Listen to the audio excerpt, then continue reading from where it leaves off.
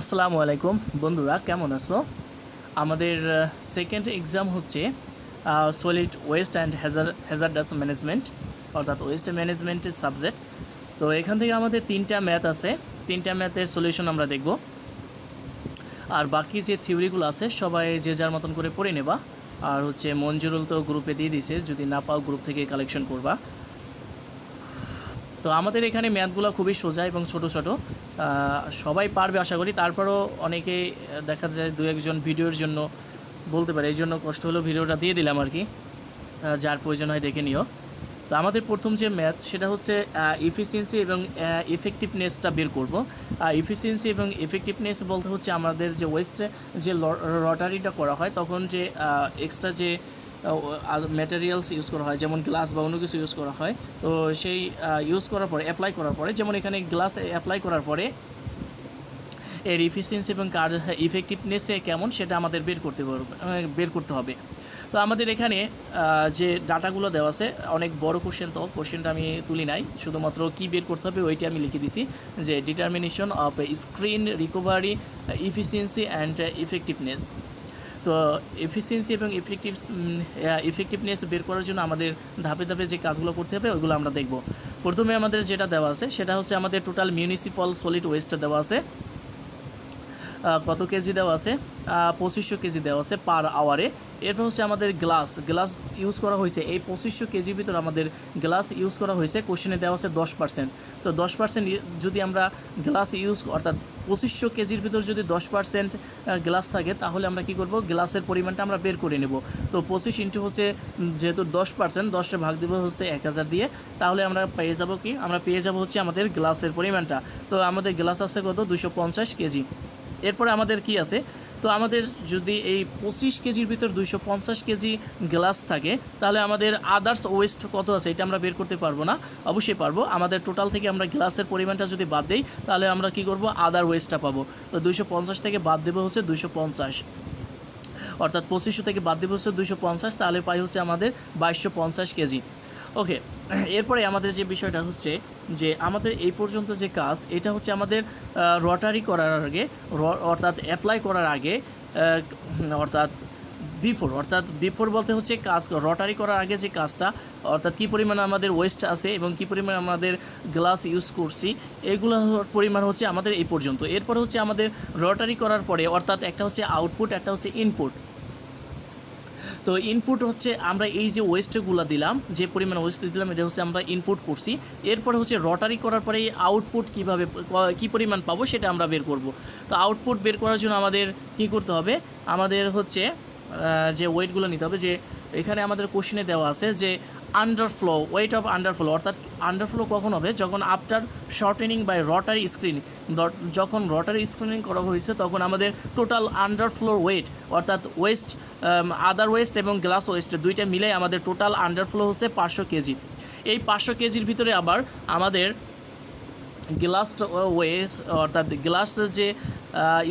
গ্লাসের যে পরিমাণটা বা ওয়েট অফ গ্লাস, এইটাই স্ক্রিন করার পরে আমরা পাইছি হচ্ছে 200 কেজি। অর্থাৎ এই 500 কেজির ভিতর 200 কেজি হচ্ছে আমাদের গ্লাসে। তাহলে অন্য ম্যাটেরিয়ালস কত বা অন্য যে ওয়েস্টটা আছে, অর্থাৎ আদার ওয়েস্টের পরিমাণ কি হবে। তো 500 থেকে আমরা যদি গ্লাসের পরিমাণটা বাদ দিই তাহলে হচ্ছে আমরা কি পাবো, আমরা হচ্ছে আদার যে ওয়েস্ট আছে সেই আদার ওয়েস্টের পরিমাণটা পাবো।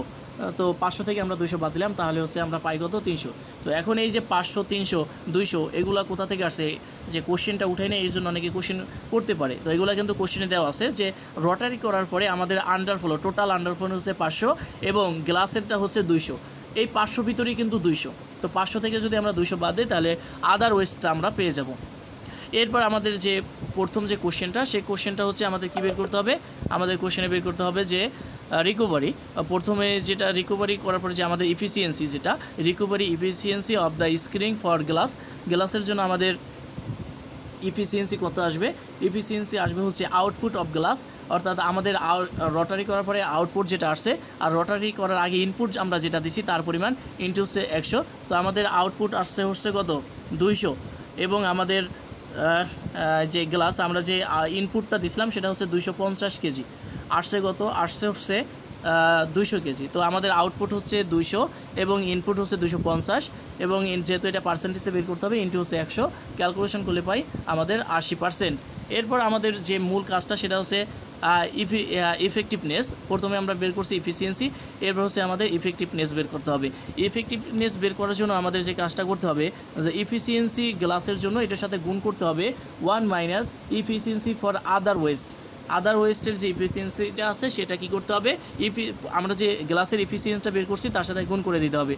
তো 1 মাইনাস 300 হচ্ছে আমাদের ইনপুট কত দিছিলাম, ইনপুট দিছিলাম হচ্ছে আমাদের 300, আমাদের টোটাল ওয়েস্টটা কত, সরি আউটপুট পেয়েছিলাম, আউটপুট হচ্ছে আমাদের 300 আর টোটাল আমাদের ইনপুট দিছিলাম কত, আদার ওয়েস্ট হচ্ছে 2250, অর্থাৎ গ্লাসের পরিমাণটা বাদ দেওয়ার পরে আমাদের যেটা থাকবে সেটাই হচ্ছে আমাদের আদার ওয়েস্ট। তো আদার ওয়েস্ট হচ্ছে 2250 1 মাইনাস।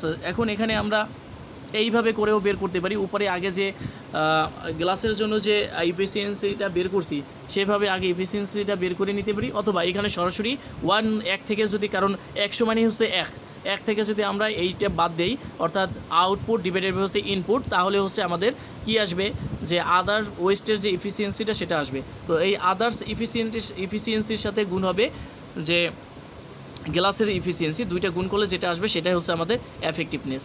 তো এফেক্টিভনেস হচ্ছে আমাদের 0.7, এটা হচ্ছে আমাদের অ্যান্সার। তো এটা ছিল আমাদের ইফিসিয়েন্সি এবং ইফেক্টিভনেস বের করার যে ম্যাথটা তার সলিউশন। তো এখানে কি পরিবর্তন থাকতে পারে, এখানে দেখা যায় যে 10%-এর জায়গায় 20% দিয়ে দিতে পারে গ্লাসের পরিমাণ, অথবা ওয়েস্টের পরিমাণ কমায় দিতে পারে অথবা বাড়ায় দিতে পারে।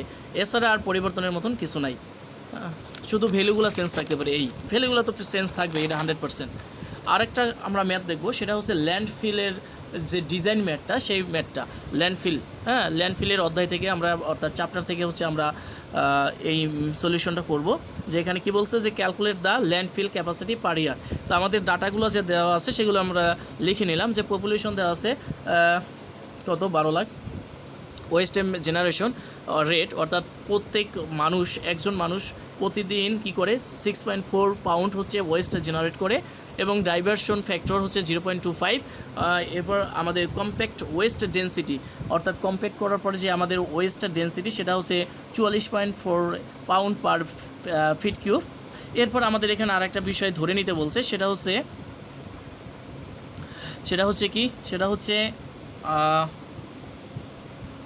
assume a soil delay cover is needed that accounts for 20% landfill volume। অর্থাৎ কি বলছে যে মাটি চাপা দেওয়ার জন্য যে 20% যে আমাদের যে ল্যান্ডফিলটা আছে 20% হচ্ছে আমাদের সয়েলের মাধ্যমে সেটা কী করবে, উপরে চাপা দেওয়ার জন্য ভরতে হবে, উপরে চাপা দেওয়ার জন্য 20% সয়েল ইউজ করতে হবে। আচ্ছা, এখানে এইটা একটু বোঝার ব্যাপার আছে, বাকিগুলো সবই ইজি। প্রথমে আমাদের কি করতে হবে, টোটাল জেনারেটটা বের করতে হবে। টোটাল জেনারেটটা বের করার জন্য, অর্থাৎ ওয়েস্টের যে টোটাল জেনারেট হয় সেটা বের করব কীভাবে, অর্থাৎ যতগুলো জনসংখ্যা আছে সেগুলো কী করব, পার যে ওয়েস্টের জেনারেট হয় তা দিয়ে যদি আমরা গুণ দিই তাহলে আমাদের টোটাল ওয়েস্টের জেনারেটটা চলে আসবে। তো আমাদের 12 লাখ পপুলেশন আছে, ইন্টু আছে পার পপুলেশন জেনারেট করে, ওয়েস্টের জেনারেট করে 6.4 পাউন্ড, গুণ করে দিলে আমরা পাই 7.68 ইন্টু 10⁶ পাউন্ড পার ডে। এরপর আমাদের ডাইভার্টেড টু ল্যান্ডফিল, আমাদের হচ্ছে ল্যান্ডফিলে কী পরিমাণ এটা ডাইভার্ট হয়, আমাদের একটা হচ্ছে আমাদের কী পরিমাণ আমাদের জেনারেট হয়, আর একটা হচ্ছে কী পরিমাণ আমাদের ল্যান্ডফিলে ডাইভার্ট হবে তার পরিমাণ। তো ডাইভার্ট করার জন্য আমাদের একটা ডাইভার্ট ফ্যাক্টর দেওয়া আছে 0.25। তো এই টোটাল ওয়েস্টটাকে আমরা যদি 0.25 দিয়ে গুণ দিই তাহলে আমাদের ওয়েস্ট ডাইভার্ট ল্যান্ডফিল্ডে যে পরিমাণ ওয়েস্ট ডাইভার্ট হবে তার পরিমাণ পাবো। তো এটা দিয়ে গুণ দেওয়ার পরে আমরা পাই হচ্ছে আমাদের টোটাল যে ওয়েস্টটা জেনারেট হচ্ছে 7.68 ইন্টু 10⁶ ইন্টু হচ্ছে ডাইভার্ট ফ্যাক্টর হচ্ছে 0.25, ক্যালকুলেশন করলে পাই 1.92 ইন্টু 10⁶ পাউন্ড পার ডে। এরপর হচ্ছে আমাদের কি করতে হবে, এরপর হচ্ছে আমাদের ভলিউমটা বের করতে হবে। ভলিউমটা বের করার জন্য আমাদের সূত্র কি, আমাদের সূত্র হচ্ছে যে আমাদের যে ওয়েটটা আসবে, অর্থাৎ ডাইভার্ট হওয়ার পরে যে পরিমাণ ওয়েস্ট পাই সেই ওয়েস্টটাকে আমরা কি করব, ডেনসিটি দিয়ে আমাদের ভাগ দিতে হবে। আচ্ছা, ডেনসিটি আমাদের দেওয়া আছে কত, আমাদের ডেনসিটি কোশ্চেনে দেওয়া আছে এই যে কম্প্যাক্টেড ওয়েস্ট ডেনসিটি 44.4 পাউন্ড পার ফিট কিউব। তো আর ওয়েট তো আমরা পাইছি ওয়েট আমরা পেয়েছিলাম হচ্ছে 1.92 × 10⁶, আর ডেন্সিটি দেওয়া আছে 44.45। যদি আমরা ক্যালকুলেশন করি তাহলে আমরা কী পাবো, volume of landfill required per day, অর্থাৎ একদিনে কী পরিমাণ আমাদের ল্যান্ডের ভরাট হবে তার পরিমাণটা আমরা পেয়ে গেলাম কত, 43,243.24 ফিট কিউব। এরপর আমাদের বের করতে হবে volume of landfill for a per day. একটা হচ্ছে আমাদের কি পরিমাণ প্রয়োজন, আর একটা হচ্ছে আমাদের একদিনে ল্যান্ডফিলের যে ভলিউমটা তার ভলিউমটা আমরা এখন বের করব কি দিয়ে। আমাদের এখানে একটা হচ্ছে রিকোয়ার্ড, আরটা হচ্ছে আমাদের যে ভলিউমটা, যে টোটাল যে ভলিউমটা, সেই টোটাল ভলিউমটা আমরা পাবো কিভাবে। এই যে এখানে আমাদের যে 20% যে মাটি ইউজ করা হয়েছে, প্রথম যে ল্যান্ডফিলের ভলিউমটা বের করছি এটা হচ্ছে যে ওয়েস্ট যে পরিমাণ আমাদের বের হবে, সেই ওয়েস্টের জন্য আমাদের এই পরিমাণ আমাদের কি লাগবে, ভলিউম লাগবে। এরপরে এর উপরে আবার মাটি চাপা দেওয়ার জন্য আরও কিছু পরিমাণ লাগবে। তো মাটি চাপা দেবে হচ্ছে আমাদের 20%। তো 20% আমরা যদি মাটি চাপা দেওয়া থাকে তাহলে আমাদের বাকি ওয়েস্টের জন্য কত পার্সেন্ট জায়গা খালি থাকে, অর্থাৎ 80% খালি থাকে, বা হচ্ছে 0.8%। এইটু কিন্তু বোঝার বিষয় আছে। এখানে কিন্তু 30% বলতে পারে, 10% বলতে পারে, 50% বলতে পারে। তো আমাদের যত পার্সেন্ট বলবে 100% থেকে ওই পার্সেন্ট, এখানে যে পার্সেন্ট থাকবে ওইটা যদি বাদ দিই, তো বাদ দেওয়ার পরে যে পার্সেন্টটা থাকবে সেটাই হচ্ছে আমাদের অ্যাকচুয়াল ওয়েস্টের জন্য ওই জায়গাটা খালি থাকে। তো ওইটা দিয়ে আমাদের ভাগ দিতে হবে volume of landfill for a day, একদিনের জন্য যে আমাদের যে ভলিউমটা, অর্থাৎ মাটি ছাড়া, প্রথমটা হচ্ছে মাটি সহকারে যে একেবারে টোটালটা পাইছি, পরবর্তী হচ্ছে মাটি ছাড়া, মাটির জন্য, কারণ মাটিরও একটা ব্যাপার স্যাপার আছে। ব্যাপার স্যাপার হচ্ছে ওই যে মাটি দিয়ে যে চাপা দিতে হয়, তো তারও তো একটা ভলিউম আছে। তো এই ভলিউমের জন্য আমাদের কি করতে হবে, যে এখানে যে পার্সেন্টটা দেওয়া থাকবে, যত পার্সেন্ট, এখানে 20% দেওয়া আছে, অন্য পার্সেন্টও দেওয়া থাকতে পারে বা কম বেশি থাকতে পারে, ওই পার্সেন্টটা 100% দিয়ে ভাগ দেওয়ার পরে যা থাকবে ওইটা দিয়ে কি করতে হবে, এই যে টোটাল ভলিউমটা বের হবে ডিসপোজের জন্য সেটাকে আমাদের ভাগ দিতে হবে। তো টোটাল আমাদের ডিসপোজ, অর্থাৎ একদিনে যে ডিসপোজ করার জন্য আমাদের ভলিউম বের হয়েছে 43,243.24, এটাকে ভাগ দেব হচ্ছে আমাদের যে সয়েল ইউজ করার পরে যেটা থাকবে যত পার্সেন্ট, অর্থাৎ এখানে 20% ইউজ করা হয়েছে, তার মানে বাকি থাকবে হচ্ছে 100% থেকে 20 গেলে থাকে হচ্ছে 80%। তো 80% যদি হয় তার মানে হচ্ছে 0.80, এটা দিয়ে ভাগ দিলে আমাদের আসে হচ্ছে 54,000, অর্থাৎ কত 54,454.04 ফিট কিউব। এরপর আমাদের বের করতে বলছে কি, যে ভলিউম অফ ল্যান্ডফিল পার ইয়ার, এক বছরের জন্য আমাদের ল্যান্ডফিলের কী পরিমাণ ভলিউম লাগবে ওইটা। তাহলে এক বছর মানে হচ্ছে 365 দিন। তো আমাদের এখানে যে ভলিউমটা বের হয়েছে ওই ভলিউমটাকে যদি আমরা 365 দিয়ে গুণ দিই তাহলে আমাদের টোটাল ভলিউমটা আসবে ফিট কিউবে। তো এই ছিল আমাদের ল্যান্ডফিল ডিজাইন করা প্রথম ম্যাথটা, সেটাও ইম্পর্টেন্ট। দ্বিতীয় ম্যাথটা সো ইম্পর্টেন্ট, এটা অবশ্যই থাকবে। এরপরে এখানে পরিবর্তন কি থাকতে পারে, এখানে কোশ্চেনে বলে দিতে পারে যে কি করতে পারে, যে একটা ল্যান্ডফিলের ডিজাইন করো, ডাইমেনশনটা বের করো। ডাইমেনশন মানে হচ্ছে যে এটার ভলিউমটা বের করা, ঠিক আছে। তো এখানে ভলিউম কথাটা উল্লেখ নাও থাকতে পারে, যে এখানে সরাসরি বলে দিতে পারে যে calculate the landfill capacity per year. এখানে ইয়ার বলছে, হ্যাঁ, এখানে কিন্তু বলতে পারে পার ডে অথবা 6 মান্থের জন্য। তো এখানে যত সময়ের জন্য চাইবে, আমরা 1 মাসের জন্য, 1 দিনের জন্য যদি বের করতে পারি তাহলে 30 দিনের জন্য বের করতে পারবো, অথবা 1 বছরে যে 365 দিন তার জন্য বের করতে পারবো। অর্থাৎ 1 মাসেরটা যদি বের করতে বলে তার মানে কি এখানে 30 দিয়ে গুণ হবে বা 31 দিয়ে গুণ হবে, অথবা যদি 3 বছর দিয়ে বলে তাহলে 3 বছর, এখানে কি 365 ইন্টু হচ্ছে 3 বছর, কারণ 1 বছরে কত 365, তাহলে 3 বছরে কত, ওইটা গুণ দিলে পেয়ে যাব আমরা। আর কি পরিবর্তন থাকতে পারে, আর এই তো ভ্যালুগুলো অবশ্যই চেঞ্জ থাকবে। তো অবশ্যই এই ডিজাইনের ম্যাথটা অবশ্যই থাকবে। লাস্ট আর একটা ম্যাথ আছে আমাদের, সেটা হচ্ছে ওয়াটার কন্টেন্ট বের করা। ওয়াটার কন্টেন্টের ম্যাথটা হচ্ছে আমরা একটু দেখব।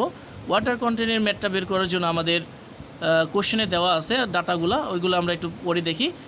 যে determine the moisture content of a waste mixture of 110 KG আমাদের ওয়েস্টে দেওয়া আছে। Composting from the following data to have a C, অর্থাৎ কার্বন এবং নাইট্রোজেন রেশিও দেওয়া আছে 27। তো এখানে কম্পোস্টিং মানে হচ্ছে কি, যে কম্পোস্ট সার আমরা তৈরি করি সেই অর্থাৎ আবর্জনা দিয়ে, ওয়েস্টে বর্জ্য দিয়ে, সে তার যে ক্যালকুলেশন বা তার যে পরিমাণ, সেই কম্পোস্টিং থেকে কী পরিমাণ কী বলে পানি উৎপাদন হয় বা অন্যান্য যে বিষয়গুলো থাকে সেগুলো কী পরিমাণ আমাদের এখান থেকে কি জেনারেট হয়, এগুলো হিসাব করে বের করা হয়। তো আমরা এখানে ময়েশ্চার কোয়ান্টিটিটা হিসাব করে বের করব, ময়েশ্চার কন্টেন্ট বের করব, প্লাস হচ্ছে ময়েশ্চার কন্টেন্টের যে একটা রেশিও আছে আমরা সেটাও দেখব। তো আমাদের ডাটা দেওয়া আছে কি ফুড ওয়েস্টে দেওয়া আছে হচ্ছে আমাদের 40%, অর্থাৎ 110 কেজির ভিতর 40% হচ্ছে ফুড ওয়েস্ট এবং এটার সাথে 72% হচ্ছে পানি, অর্থাৎ এটার ভিতর কত পার্সেন্ট পানি, 72% পানি। এবং ভেজিটেবল দেওয়া আছে 30%, অর্থাৎ 30% দিয়ে যেটা বের হবে তার সাথে 60% কী আছে, পানি আছে। তারপর হচ্ছে পেপার ওয়েস্টে আছে 20%, তার মানে হচ্ছে এখানে যে 110 দেওয়া আছে 110-এর ভিতর 20% হচ্ছে আমাদের পেপার ওয়েস্ট, আর ডাস্ট হচ্ছে আমাদের 10%, যেটার ভিতর পানি আছে 11%। ওকে, আমরা সলিউশনে যাব। তবে এখানে আরেকটা বিষয়, এখানে কোশ্চেনে একটু লেস লাগাই দিছে, যে কি বলছে যে also determine how much moisture should be added to increase the moisture content of the waste mixer to 60%, অর্থাৎ ওয়েস্ট মিক্সার যদি আমাদের 60% ইনক্রিজ করা হয়, তা মানে 60% যদি মিশানো হয় আরও বেশি, তাহলে কী পরিমাণ বৃদ্ধি পাবে ময়েশ্চার কন্টেন্টটা, ওইটা আমাদের বের করতে বলছে। আচ্ছা, ওইটাও আমরা বের করব, কোনো সমস্যা নাই, একই বিষয়।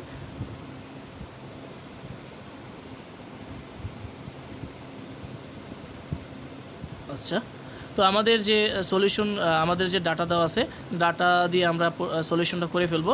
আমাদের এখানে ফুড ওয়েস্টে দেওয়া আছে কত, ফুড ওয়েস্টে দেওয়া আছে অর্থাৎ 40%। এখান থেকে আমাদের কত কেজি, 110 কেজির ভিতর 40% হচ্ছে 44 কেজি আসে। এই 44 কেজির ভিতর আবার 75% হচ্ছে পানি। তো ক্যালকুলেশন করলে আমাদের ময়েশ্চার কন্টেন্ট আসবে 31.68। এরপর হচ্ছে ভেজিটেবল ওয়েস্টে হচ্ছে 30%। তো 30%-এ 110 কেজির ভিতর 30%-এ আসে 33 কেজি। এখানে কিন্তু সব কেজিতে 33 কেজির ভিতরে আবার 60% হচ্ছে পানি। ক্যালকুলেশন করলে আসে ময়েশ্চার কন্টেন্ট আসবে হচ্ছে 19.8। এরপর হচ্ছে আমাদের পেপারে হচ্ছে 110 কেজির ভিতরে হচ্ছে 20%, তার মানে হচ্ছে 22 কেজি হচ্ছে আমাদের পেপার। 22 কেজির ভিতরে পানির পরিমাণ হচ্ছে 0.063, অর্থাৎ 6.3%। এটাকে 100 দিয়ে ভাগ দিলে 0.063, ক্যালকুলেশন করলে আসে 1.39। এরপর হচ্ছে আমাদের সডাস্ট হচ্ছে 110 কেজি, আর এটা হচ্ছে কত পার্সেন্ট, 10%, তার মানে হচ্ছে 11 কেজি আসবে সডাস্ট। এরপর হচ্ছে এটার ভিতরে হচ্ছে পানি হচ্ছে 11%, তো ময়েশ্চার কন্টেন্টের পরিমাণ আসবে 1.21। তো এর আমাদের টোটাল যে ময়েশ্চার কন্টেন্ট আসবে হচ্ছে 54। তো এরপর কি করব, আমাদের যে টোটাল যে ওয়েস্ট আছে, টোটাল ওয়েস্ট থেকে যদি আমরা কি করি ময়েশ্চার কন্টেন্টটা বাদ দিই, তাহলে আমরা কি পাবো, ড্রাই ওয়েটটা পাবো। তো টোটাল থেকে আমরা হচ্ছে ময়েশ্চার কন্টেন্টটা বাদ দিলাম, তাহলে আমাদের ড্রাই ওয়েট আসবে ওয়েস্টের 55.92 কেজি। এরপর আমাদের আর একটু কাজ আছে, সেটা হচ্ছে কি, এরপর হচ্ছে আমাদের যে ময়েশ্চার কন্টেন্ট বের করা, যে আমাদের একটা সূত্র জানি, অর্থাৎ ময়েশ্চার কন্টেন্ট ডিভাইডেড বাই হচ্ছে ড্রাই ওয়েট প্লাস হচ্ছে ময়েশ্চার ওয়েট। তো ময়েশ্চার ওয়েট আমাদের কত বের হয়েছিল, ময়েশ্চার ওয়েট বের হয়েছিল আমাদের 54.076। তো আমাদের ময়েশ্চার ওয়েট 54.076 এবং আমাদের ড্রাই ওয়েট বের হয়েছিল 55.92 প্লাস হচ্ছে ময়েশ্চার ওয়েট হচ্ছে 54.076। এটা ক্যালকুলেশন করলে পাই হচ্ছে 0.491। পার্সেন্টেজে নেওয়ার জন্য কী করবো, 100 দিয়ে গুণ দেবো, তাই 1%। এরপর আমাদের যে এই যে বলছে যে ময়েশ্চার কন্টেন্ট যদি 60